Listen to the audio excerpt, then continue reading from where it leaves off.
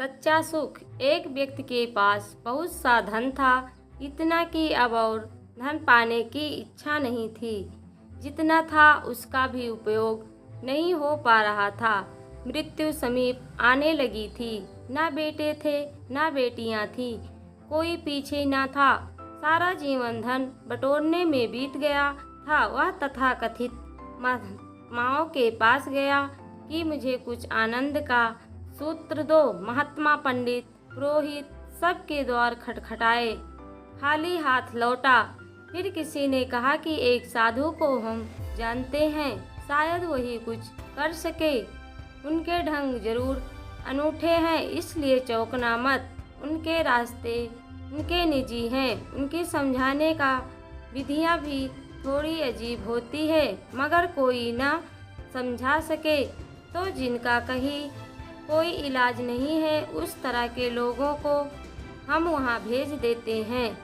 जिनका कहीं कोई इलाज नहीं, उनके लिए वहाँ सुनिश्चित उपाय है। उस धनी ने एक बड़ी पोटली भरी हीरे जवाहरतों से और पहुँच गया साधु के घर। साधु बैठे थे एक झाड़ के नीचे।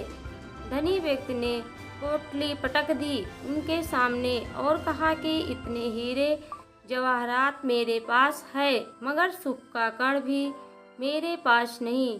मैं कैसे सुखी हूँ? साधु ने आओ देखा न ताओ, उठाई पोटली और भाग लिए। वह व्यक्ति एक क्षण तो समझ ही नहीं पाया कि ये क्या हो रहा है। महात्मा गण तो ऐसा नहीं करते। एक क्षण तो वह ठिठका रहा, फिर उसे होश आया कि इस साधु ने तो उसे लूट लिया।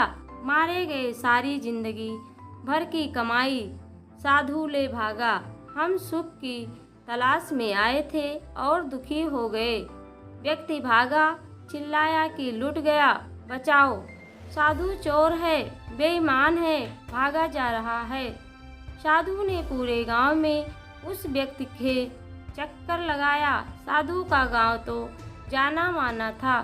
गली ऊंचे से पहले से पहचान था। इधर से निकले उधर से निकल जाए।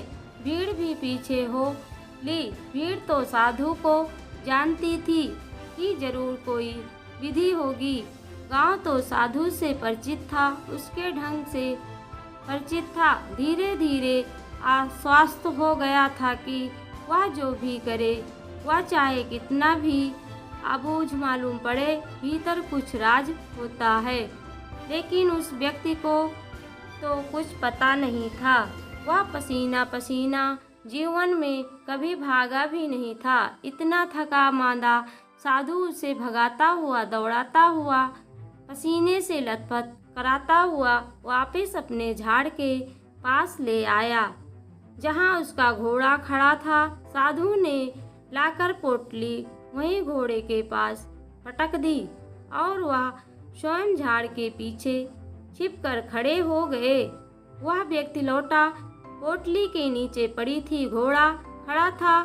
उसने पोटली उठाकर छाती से लगा ली और कहा कि हे परमात्मा, तेरा बहुत बहुत धन्यवाद। आज मुझे जैसा सुखी इस दुनिया में कोई और भी नहीं। मुझे मेरा धन वापस मिल गया। साधु वृक्ष के पीछे से झांके और कहा, कुछ सुख मिला है, यही राज है। यही पोटली पहले तुम्हारे पास थी, इसी को लेकर तुम यहाँ वहाँ घूम रहे थे और सुख का कोई पता नहीं था।